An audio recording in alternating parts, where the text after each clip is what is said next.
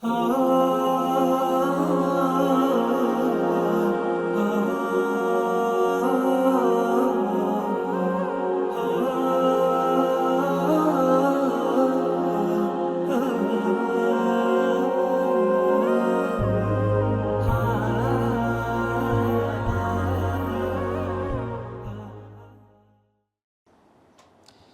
الله الرحمن الرحيم. الحمد لله رب العالمين، والصلاة والسلام على سيد المرسلين وعلى آله وصحبه أجمعين، أما بعد. اللهم أرنا الحق حقا وارزقنا اتباعه، وأرنا الباطل باطلا وارزقنا اجتنابه. برزان جيشتنا السر لكتاب مبادئ تدبر القرآن الكريم. جيشنا الفصل الأول لديار أنفصلي كردي مبحث لمبحثي كم باز لتعريف تدبر دكا للدوميان نسبة علم التدبر إلى العلوم وموضوعه. سيميان واضع علم التدبر. تارميان حكم الشرع في التدبر. بنزميان فضل علم التدبر. ششميان ثمرة التدبر. حفتم كتاين مسائل علم التدبر واستمداده. مبحثي كم المبحث الأول تعريف التدبر. التدبر هو مصطلح شرعي. التدبر مصطلح شرعية ورد في النصوص لنصوص كتاب قرآني بيروس هاتوا هروكو لسورة نساء لا يشتادو خواهي قرد فرمي أفلا يتدبرون القرآن ولو كان من عند غير الله لوجدوا فيه اختلافا كثيرا. ولسورة صاد لا يأتي بالسنود فرمي كتاب أنزلناه إليك مبارك ليدبروا آياته وليتذكر أولو الألباب. ولسورة محمد لا يأتي بسساد فرمي أفلا يتدبرون القرآن أم على قلوب أقفالها. ولسورة المؤمنون لا يأتي شيستهجد فرمي أفلم يدبروا القول أم جاءهم ما لم يأتي آباءهم الأولين. ديارك أو مصطلح جزارة شرعية لقرآن بيروز لرا سن آياتك وبوئي برزمان خيندو هاتوا بويا. والبدء بالتعريف دس بيكردن بيناسا غاية في الأهمية زور جرينجا. فالحكم على الشيء فرع عن تصوره. برياردان لسهرشتك أو فرع لتصور التي جيشتن لاشتكيها، وحتى لا يشتبه التدبر بغيره. بوئي كالتدبر ترامان لقال غيري خوي تيكلنا بيتن وكو تفسيرا بشوية زانستيانا ديتن تعريفي دكاتن. سرتاء المطلب الأول التدبر في اللغة. تدبر لرويز معنوانية مأخوذ من مادة دبرة لفعل ثلاثي دال باء راء ورجراوة. ابن فارس تفرمي وهو آخر الشيء وخلفه. كتاي هرشتكو بشتكي خلاف قبوله، يعني خلاف قبله تاني بوش بخيرنا ببيت سواني بيشكي. ودبرت الحديث عن فلان ضليتا إذا حدثت به عنه كاتك ويستقسي لبو نقل بكي لبو بجيرتها.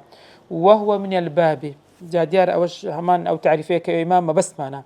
لأن الآخر المحدثة يدبر الأول لبرأوي آخر كيكا أو كسي كدي جيرتوا بو أويك محدثكي كم كواقسي كردو بو جراوتوا يجيء خلفه لدواء أو دا هاتوا. هروها لحديث بيغمبري خواه صلى الله عليه وسلم كإمام مسلم جرايتوا كلا نوفر مودة كده فرمي ولا تدابروا يعني كاتك بيجديد دقن بشتي خود يكتر مكان بروا استقبالي يكتر بكان. وهو من الباب أوشان بهمان شد لويك ما بس معنا. وذلك أن يترك كل واحد منهما الإقبال على صاحبه بوجهه أويا هريق لإما كاتك دقين ببرادر كمان كسا كمان بروا روي بيجين نك بشتي تبكين. ابن منظور للسان العرب دفرمي دبر الأمر وتدبره أي نظر في عاقبته واستدبره، أي يعني نظر في عاقبته سيري كوتاي كيكرت سيري دهات وكيكر دهات يتسونا. واستدبر أي رأى في عاقبته ما لم يرى في صدره. استدبر يعني تسيا يعني أويل كوتاي بيني لسرتاني بينيبو. وعرف الأمر تدبرا فرمانا كي زاني دواء كتدبري كتراماني كرد أي بآخرة لا كوتاي كي جابوه إنسان حتى لكردواري خوش ما زور زاروا هيدا بيني کەسێک کە شتێک دەکاتن دەڵێ ئەتو کە دەچووی من دەهاتمەوە یعنی چی یعنی لەو سەری هەموو شتەکەم سەیری کردووە و بینیومە. جەریر لە شعرا دەڵێتن ولا تتقون الشعر حتى يصيبكم خۆتان ناپارێزن لە شەڕ تاوەکو توشتان دەبێ ولا تعرفون الأمر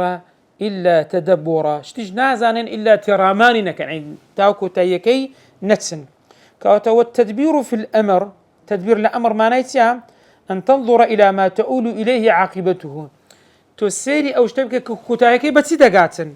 والتدبر التفكر فيه تدبر يعني بيركرنواه لاشتكى وفلان ما يدري قبال الأمر من دباره فلان كزنا زانيتن بيش أن فرمانو كوتايكي سيا أي أوله من آخره أي سرتاكي لكوتايكي بزانيتن. ويقال إن فلانا لو استقبل من أمره ما استدبره كسيك أجر أمكاري بزاني با بشتي تينا ذكرت لهوديا لوجهة أمره أو رينموني ذكرى بو أو وجهه أو رويكوا فرماني بيكرا بويان بكارك بويدان درابو أي لو علم في بدء أمره ما علمه في آخره أجر بيزاني بايا لسرتاي كاركا أو كالكوتاي بيك زاني و لاسترشد لأمره أو ريغاكي بو روندبوا فرمانكي بو روندبوا. ابن القيم رحمة الله بدا فرمي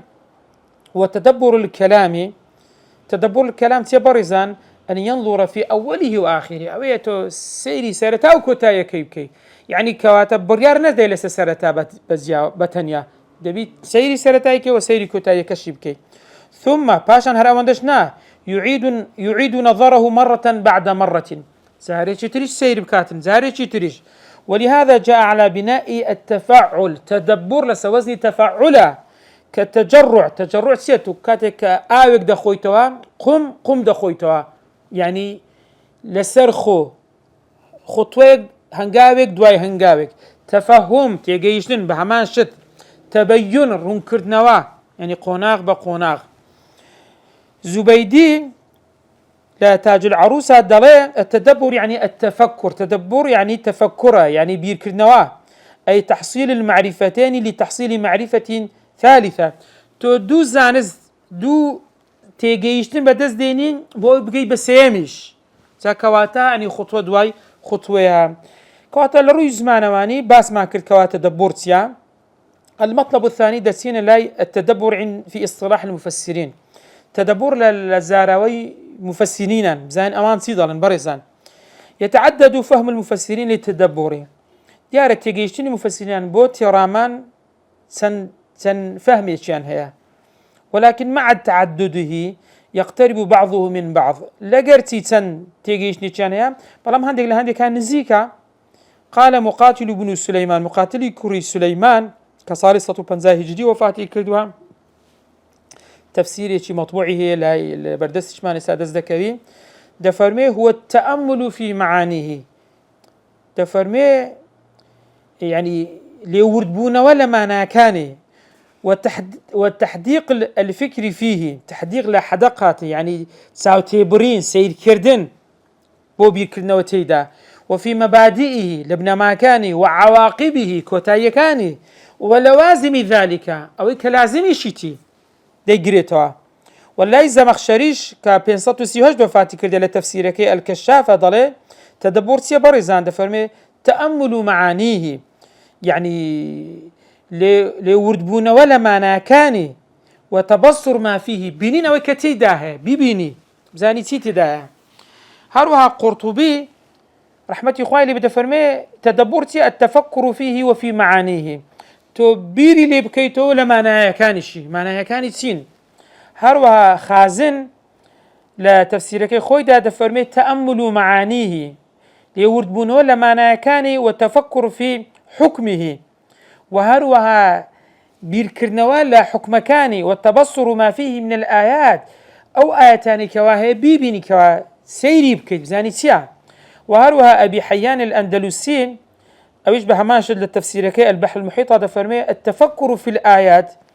بيركرنوا لا آيات كان والتأمل ليوردبونوا الذي يفضي بصاحبه إلى النظر في عواقب الأشياء. والدك خاونك بجانية با سيري كوتايشتكان بكاتن يعني تو بس لسرتايا كان بريار نديت. هروها ابن القيم دفرمي تحديق الناظر القلب إلى معانيه تساوتبرين بلان تساوتبريني تساويك يضل قلب بو معناها كاني وجمع الفكر على تدبره وتعقله وبيركرنا وكا كوب كيتو هموي لتين لترامان وتجيراندن يعني عقل تبكارها يعني هروها آلوسيش لا تفسير كي خويدا روح المعاني ضلي وأصل التدبر التأمل في أدبار الأمور وعواقبها أو تو ليوردبونويك لا كوتايك اشتكان بكيت عاقبتيان دهاتيان سيا ثم استعمل في كل تأمل دواتر بكار هاتوا يعني بكار هندروا بوهر ليوردبونويك سواء كان نظرا في حقيقة الشيء جاءوا سير كردن لراستيشتكا وأجزائه بارتسكاني أو سوابقه يعني سرتايكاني وأسبابه هكاركاني أو لواحقه يعني باشكويكاني وأعقابه كوتايكانشي بهمان الشت كواتا فالتدبر عنده تدبر الله أو لم يقتصر على عواقب الأمور فحسب يعني بس أولنية تو يعني تيروانين كوب كيتوا لتسيل كوتايشتكان بل امتد ليشمل حقائقها أو حقائقها بو أوي حقائقها يعني الراس اشتكانش شمولي بكاو بيقريتها وأسبابها أو ليشمل حقائقها وأسبابها شمولي راس يكانوا هكاركانوا لواحقها باشكو يكانش لاحقوا كبدواي دادية وغير ذلك على وجه الإطلاق وغير أوانش كواكاتك أو مصطلحات إطلاق ذكري وبكار دهن دريتن. ابن عاشور لك تفسير كي خوي التحرير والتنوير هذا فرمي التدبر إعمال النظر العقلي بكار خستني سير كردني عقله في دلالات الدلائل لما ناكاني بلغ كان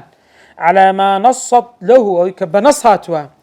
وأصله أصل تدبر أنه من النظر في دبر الأمر أو تو سير كوتاي فرمانا كان بكيت أي فيما لا يظهر منه أو كبدرنا كوي بوشي للمتأمل أو كسيكوا لي وربوتوا بادئ ذي البدء كاتك لسرتا دس بيدكا بيورون نبوتوا تاوكو دقي بكوتايكي تاوكو بوت رون ببيتوا. وقال أيضا ديسان ابن عاشور ضليتن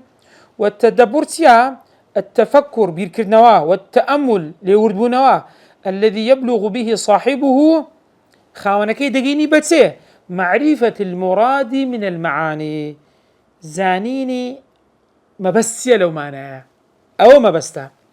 وإنما يكون ذلك أو السند ببرزان في كلام قليل اللفظ كثير المعاني لكلامك لقسيك كلفظكاني كما بس معناه زورة التي أودعت فيه أو كواتيد أو معنانا أو لفظانا دهاتوا بحيث كلما ازداد المتدبر تدبرا حركاتك متدبر أو كسيكا ترامان دكاتن ترامان تيبو بدر كوي انكشفت له معان معناها كان بو بدر دكوي لم تكن بادية له بادية النظري لسرتا بوي بدر نذكر نيد زاني سيا هروها الشيخ حبنك ضلي مادة كلمة تدبر لتكو دبيتوا تدور دسورتوا حول أواخر الأمور دسورتوا لكوتاي فرمانا كان وعواقبها عاقبتي دهات وكي وأدبارها بشتكي. فالتدبر كواتتبور تيا هو النظر في عواقب الأمور سير كردني كوتاي دواوي فرمانا كان وما تؤول إليه أويك سربو تجيشي بويدتيتن. ومن هذا ليرسمان بوبا دردكوي نستطيع أن نفهم تطوانين أو بفامين أو التيبغين أن تدبر هو التفكر الشامل الواصل إلى أواخر دلالات الكلم ومرامه البعيدة. تيرامان وتابير كرنويتي جزجير كوابدجيني بو كوتايكاني تي دلالات الكلم يعني معناه كاني كلام جمعي كلامه كلمة ومرامه مبستكان أو مبستاني كوا دورن مقصد كان ومبستكان دورن توبهي أو تدبر بيان دقيت دكتور خالد السبت ضلي النظر إلى وراء الألفاظ من المعاني سير كردني دواوي لفظ كان لمعناه والعبر بندكان والمقاصد مبستكان سبر همديني الذي يثمر العلوم النافعة يعني أو زانستاني كوا بسود والأعمال الزاكية أو كردواني كوا ساكن يعني خصب يعني برهم هي نرن بويا دفرمي وجعل أركان التدبر ثلاثة دكتور خالد أركان التدبر كردوتا سيبش أوي لمفهومي تدبر كتابك يخوي تحرير وتأصيل لوي أما جيبو كردوا سير ركني تدبر من هي برزان المتدبر أو كسكية كتدبري كردوا والكلام المتدبر هو أوشتي كتتوي تيراماني تبكي كقرآن وعملية التدبر أو عملية أو كردوي كوات شون بيكين شون أو تدبر بكين كوات أوسي أركان كاني تدبرا وهو الدكتور مساعد الطيار ضلي التدبر هو إعمال الذهن بكارخستني عقل بالنظر في آيات القرآن بس يكردن لآيات كان القرآن بوتسي برزان تو عقلي خد بكار ديني للوصول إلى معانيها بوي بقي بمعنى كاني ثم النظر إلى ما فيها من الأحكام دواترج سيري أو كتسحق بشي تداهية والمعارف زانستكان زانياريكان والعلوم زانستكان والعمل كردوي بيبكيت بويا تفرمي وقسم التدبر إلى 5 مراحل دكتور مساعد تدبري كردب 5 مرحلة كما القراءة مرحلة دوم فهم المعنى تيجيشتن لمناكي سيميا ثم الاستنباط ليورقرتين ثم التأثر كاريجرتيبون ثم العمل كاربي كردن أو 5 مرحلة إنسان بو 5 مرحلة بناو تدبرا داتي دبريتن سنيدي ضلي سبارت بتدبر هو تفهم معاني ألفاظه تيجيشتني معنى لفظ كان والتفكر فيما تدل عليه آياته مطابقة هروها بيركردنوا لويك آيات كان دلالتي تسددات لروي مطابقة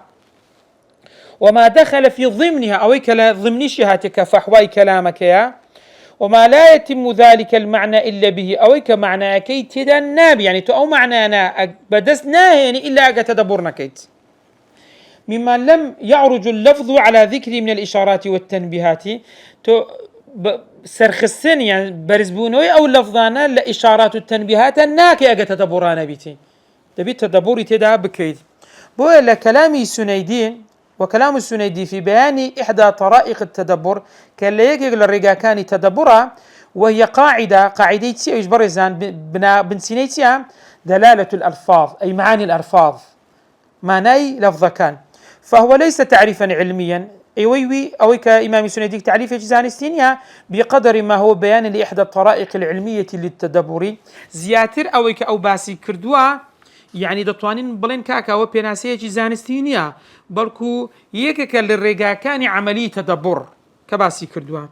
وهروها إمامي السيوطي رحمة يخاي ليبي لكتاب الإتقان في علوم القرآن دفرمي كاتك شارحا هذا المعنى شرح أماناي كرديا رافي أماناي كرديا بمنهج علمي بمنهج زانستي دفرمي وصفة ذلك يعني وصفة ذلك صفتي أو تجيشتن لما تيا أن يشغل قلبه كواضلي خوي تدا تسليب كاتن بكار بيني بالتفكير في معنى ما يلفظ به بيركرنوا لماني أو لفظيك تلفظي بيدك دري دبري فيعرف معنى كل آية هروها معنى هر آياتك بزاني ويتأمل الأوامر وهروها التأمل بك التي لأمركان فرمانكان والنواهي نهي كان قد غكرا وكان ويعتقد قبول ذلك روها باوري واجبة كقبول بكاتن فإن كان مما قصر عنه أجرهات التقصير كم خطر خميت دا لي رويدا فيما مضى وكباسمان كذا اعتذر واستغفر داولي بردون بكا وداولي خشون بكاتن وإذا مر بآية رحمة استبشر وسأل أجر بهر آية رحمة داتي بري لقرآن خوين نوا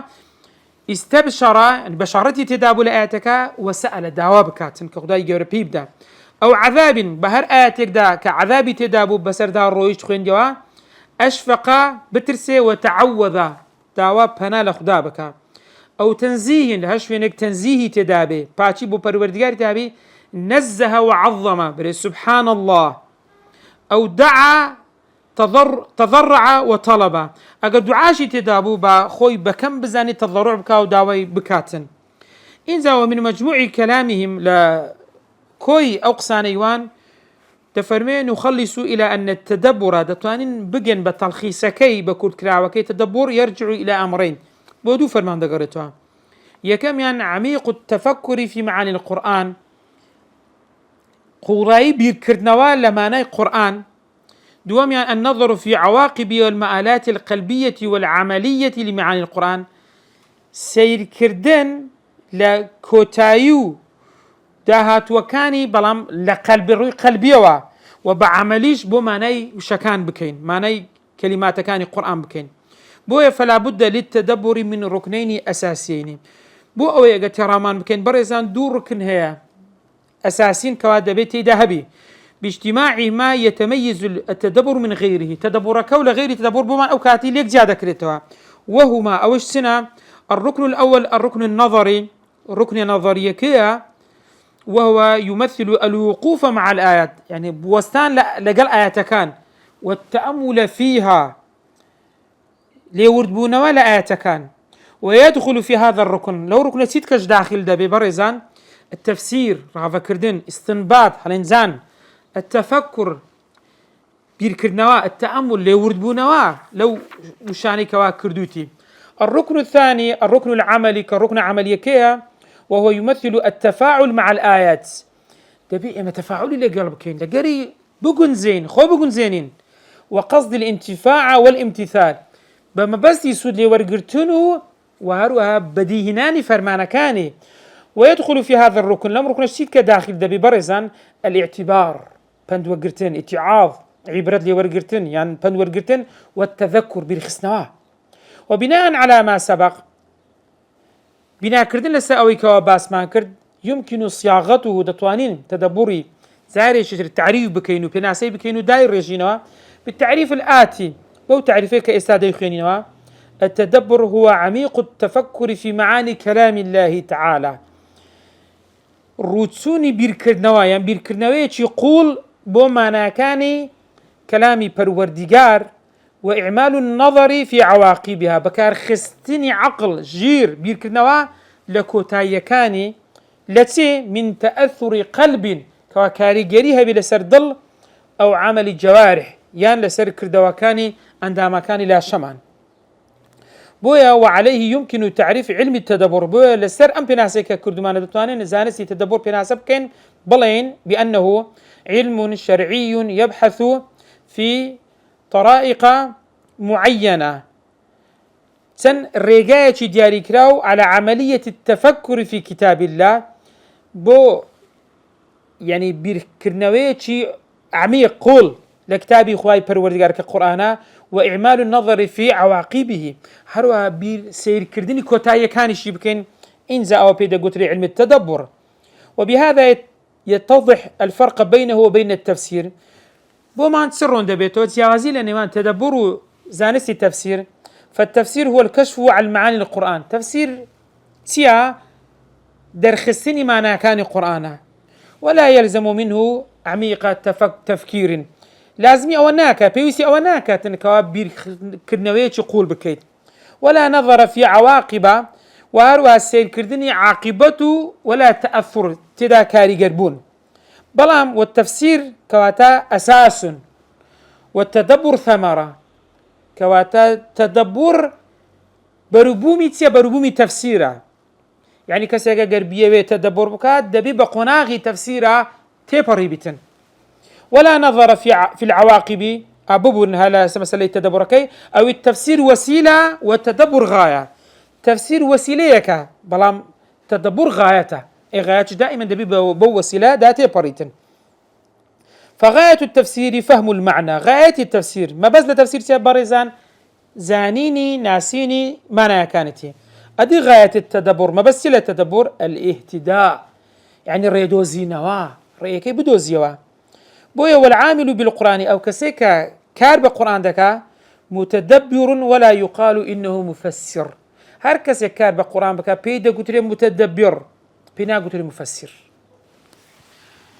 بو صاحبي تأليف مؤلفة كذا فرمي دكتور عبد المحسن: وقد كنت أنوي أن أفرد أو أفرد مصطلحات قريبة للتدبر في مبحث. تفرمي من يتم وابو لسرتا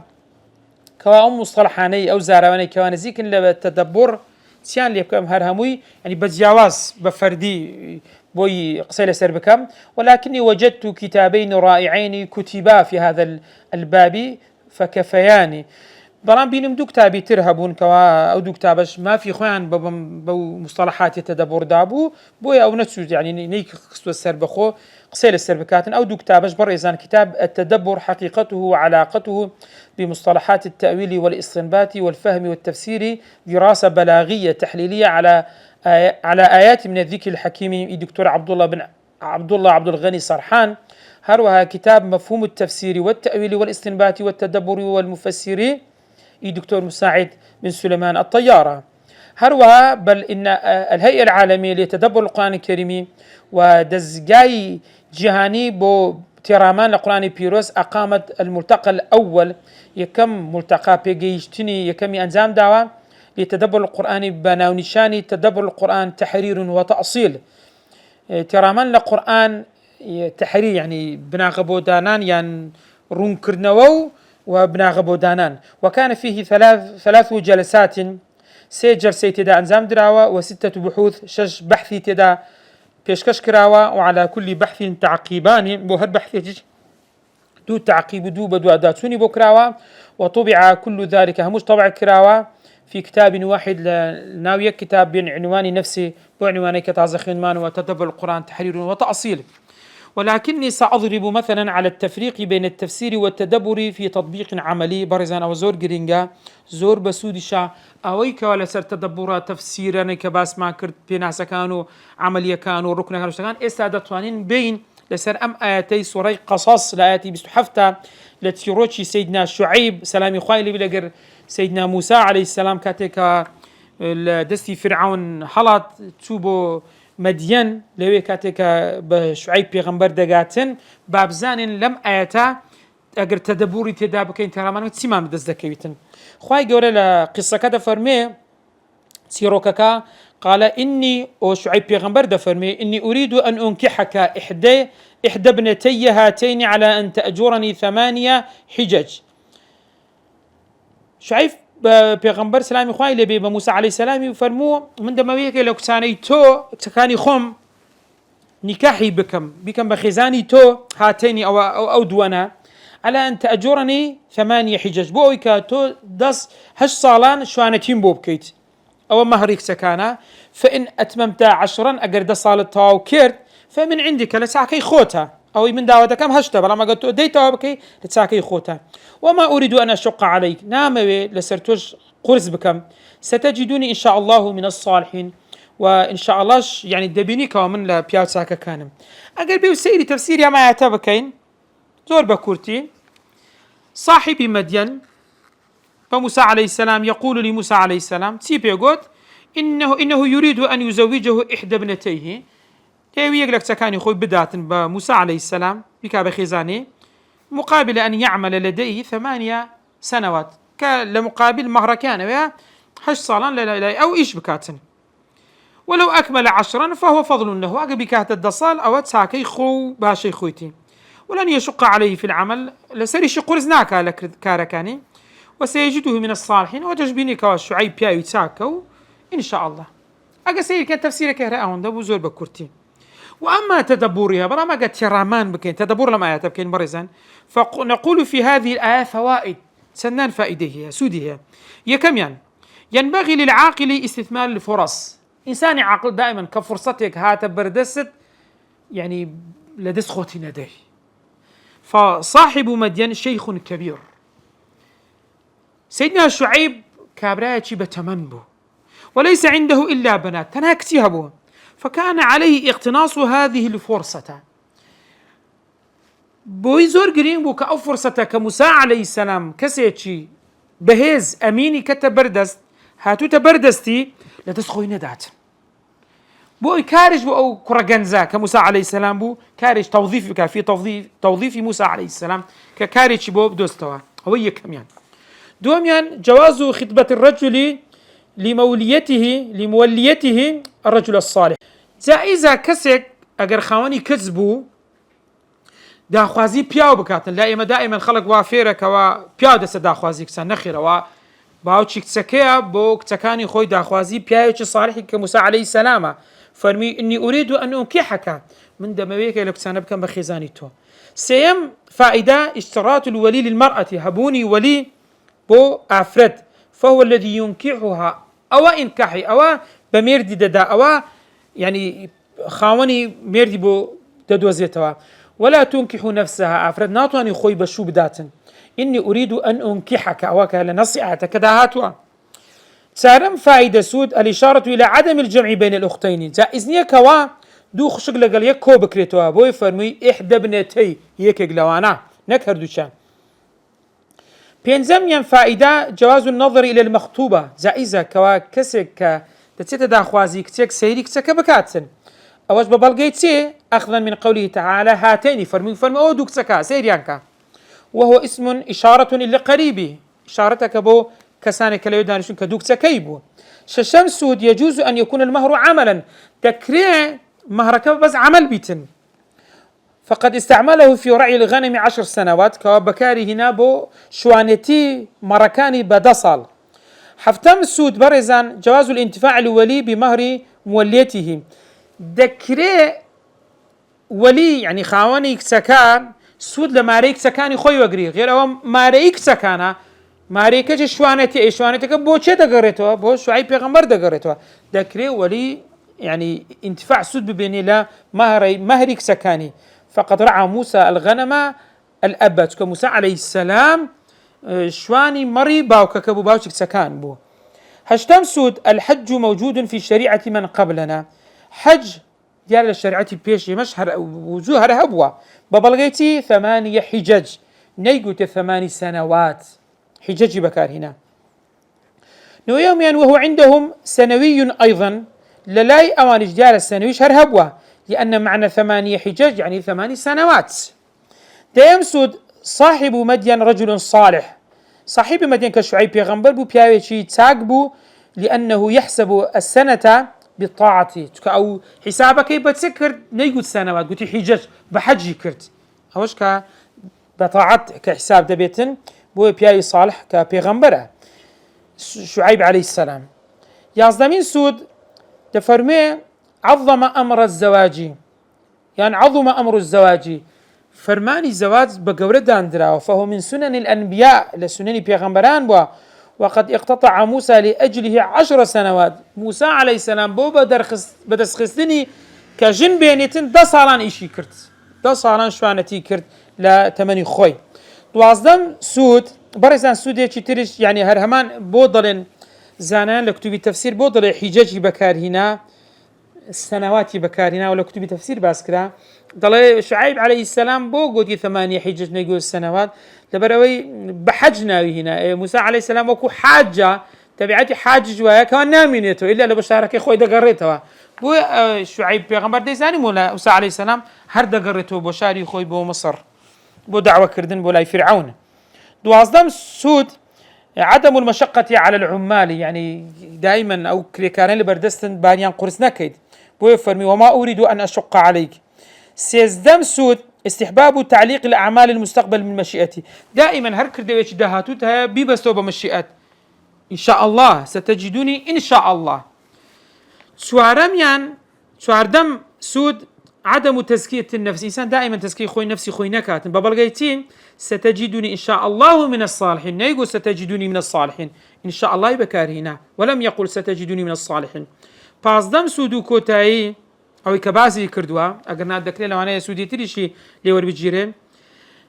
تفرمي حفظ الله أولياءه حفظ الله أولياءه فروردگار دائما ولي خوي دا باريزي فموسى خرج هاربا وحيدا موسى لمصر الدرسو هرات بتنيا فرزقه الله خواهي قولت سي بيبخشي زوجة وبيتا وعملا هم جني بيبخشي هم مالي شي بيبخشي هم كاري شي بيبخشي. هروها ابن القيم رحمة إخوائي ليبي بهماج الرسالة التبوكية لفضل فصل في أفلا يتدبرون القرآن تفرمي فإن قلت أقربلي إنك قد أشرت إلى مقام عظيم تو أماجد بمقام تجبري كردوا فافتح لي بابه ده بابا كشمان درجا كشمان بوبكوا واكشف لي حجابه أو حجابي أو ستري كالسري لا أو بردي كالسري لا يبدأ وكيف تدبر القرآن وتفهمه تون ترامانو القرآن ذكره تيجيشتني تذكرت والإشراف على عجائبه وكنوزه وإشراف كردن لسر عجيبة كان سر سرمانة كان كنز كان جران يعني بابة جران بها كان كلنا قرآن هي وهذه تفاسير أئمة بأيدينا تفاسير زانيان من لبردستها فهل في البيان غير ما ذكر لرون كرنوي غير يهيج كباس كراوة قلت بلى سأضرب لك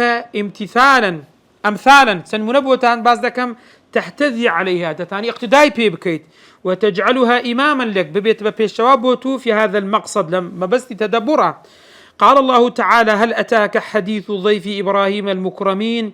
إذ دخلوا عليه فقالوا سلاما قال سلام قوم منكرون فراغ إلى أهله فجاء بعجل سمين فقربه إليهم فقال ألا تأكلون فأوجس منهم خيفة قالوا لا تخف وبشروه بغلام عليم فأقبلت امرأته في صرة فصكت وجهها وقالت عجوز عقيم قالوا كذلك قال ربك إنه هو الحكيم العليم. باز لو تشيروكي ميوانك إبراهيم عليه السلام دكاتن كودو ميوانا برزتون اللاي كاتك سون جوروا سلام يا كرد ولامي سلامكي دانو بلام وتي قوم منكرون ايوا نناسراون يكسر بي او كنشي ناسون تو ولاي اهلو كسكاركي قول كيتشي هنا كقلوبو بو او خدمتي تشي زواني ميوانا كان سري بري فرموا لبيشي دانا الا تاكلون فرمون بونا يخون فاوجس منهم خيفا لبري ملائكه خواردن ناخوا ليه ينترساه نوك شتيشي تربن قالوا لا خف يكسر ملائكتان بيان فرموا ما ترسي إما ملائكة وبشروه بغلام عليم مجديان بمنضالك بيداك أو منضال داهاتو دبيت الزانا كإسحاق عليه السلام فأقبلت امرأته في صرة خزانكي كاتيك لوي روي تيكردن فصرت تفرمي فأقبلت امرأته في صرة يعني في صيحة دنجتش ليوهات فصكت وجهها يعني تون الدم تساوي خوي بداتا وقالت عجوز عقيم وتي أنا عجوز متمنى وتمنوا من ضالش من نابي قالوا كذلك فرميان پروردگار أو شيء قربي بكادكاتا قال ربك إنه هو الحكيم العليم. بويد فرمية ابن القيم فعهدي بك إذا قرأت هذه الآية أقرم آية بخوني وتطلعت إلى معانيها وتتبورها وبقي بمعنى كانوا ترى مني فإنها تطلع منها أو تطلع